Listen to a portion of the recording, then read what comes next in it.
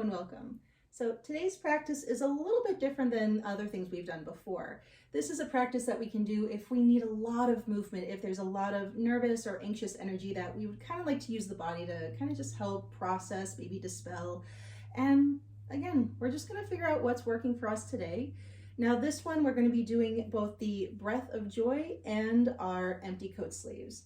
Now, when it comes especially to our breath of joy, just paying attention, if we get vertigo easily, if we tend to get just dizzy in general easily, we can always modify the practice because again, we're in full control of the practice we're doing, and if it's not working for us, we get to have permission to change it up.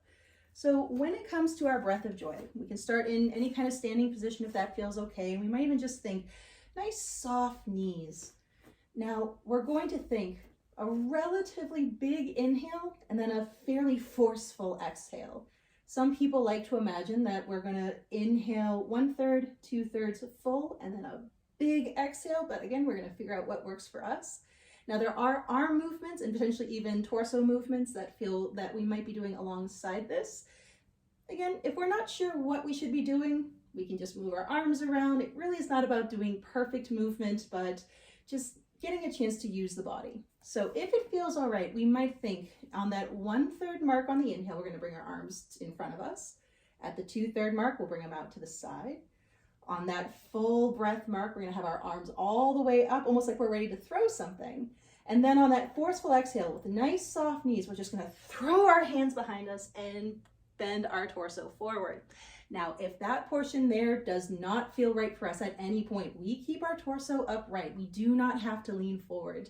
And again, if we're not sure what we should be doing with our arms, we can just wave them around. It doesn't have to be perfect. So if we would like to do it in sync with my breath, we can, but again, this is your practice and we're going to go along, or you are going to do your practice according to what's going to work for your breath.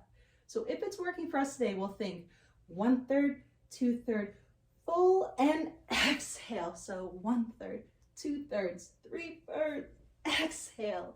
1/3, 2/3, 3, exhale. So we're thinking,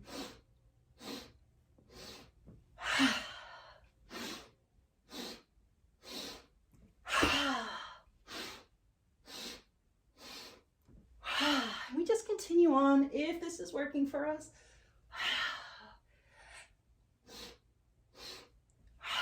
So maybe it feels good to have that breath be pretty audible, but we don't have to.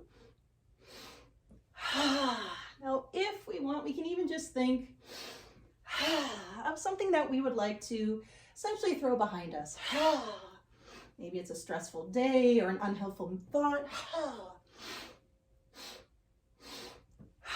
When we're swinging our arms behind us, we're just swinging that behind us too.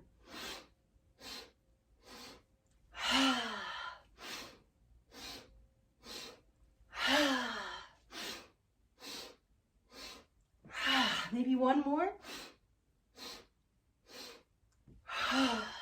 And then we just take a moment. Just a few breaths if we can. Maybe we can just find that breath in. And that breath out. We might even like to have the hands at our hearts.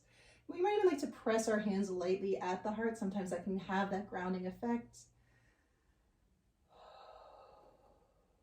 Noticing if we can breathe in. And breathe out. So I like to pair this with what I like to call empty coat sleeves. It's also known in Qigong as knocking on the doors of life. We do whatever we need to. So if it's working for us, we're going to think about our hands as essentially those empty coat sleeves. Like we've put on a coat, but we didn't put our hands through the sleeves. So just kind of, just hang in there. And we're going to try our best to, again, still be soft with our knees. We're going to think about being able to pivot when we are turning, and that will make sense in a moment. But that pivoting with soft knees, we're trying our best to stay kind to our knees. And likewise, if we're doing this and it doesn't work for our back, doesn't work for our knees, gets us dizzy, all of those are just our indicators that we just ease back. So if it's working for us, again, we're thinking nice and relaxed arms, like they're just empty sleeves. We're going to start to just pivot side to side, twisting. You might notice that one of my feet is always just kind of pivoting, and that's just to protect my knees. And as my arms are just swaying side to side, we might find that they're kind of very lightly hitting our sides or our back. Now, the reason why they called it knocking on the doors of life is they believed that essentially our energy center, where we store our chi, is located more or less where our kidneys are. And depending on a lot of things, including just the proportions of our body, our hands might be lightly knocking against where our kidneys are, hence knocking on the doors of life. So again, just making this our own. We're just going at our own speed, noticing how that's working for us today. Really just any kind of breath. This doesn't have to be in sync with our breath. If it's feeling okay, maybe we just do this 2 or 3 more times.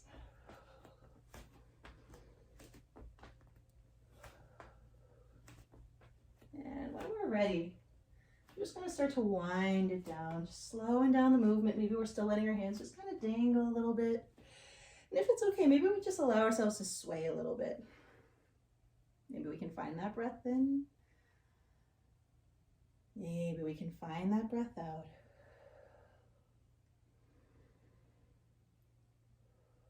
Maybe we finish with a little bit of that grounding practice where we let our hands come to our heart. Maybe it feels okay to add in a little bit of pressure, whether it's palms stacked, holding hands, pressing palms together. It's really just up to us. We're letting that pressure relax. We might just stay with that. We might like to think about that pressure in our hands being a reminder to breathe. So maybe as we're adding in that pressure, it reminds us to breathe in. And as we're relaxing the pressure, it reminds us to breathe out. And we're just going at our own pace. Certainly does not have to be in sync with my words.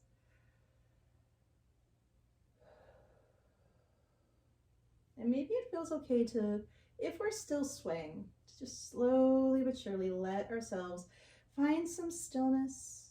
Maybe we're still putting pressure into the hands as we breathe in. Relaxing our hands as we breathe out.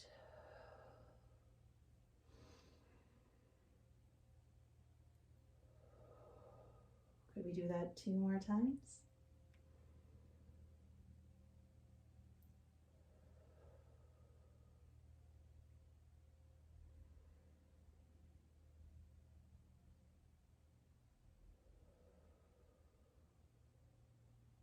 And again, we decide what we do next.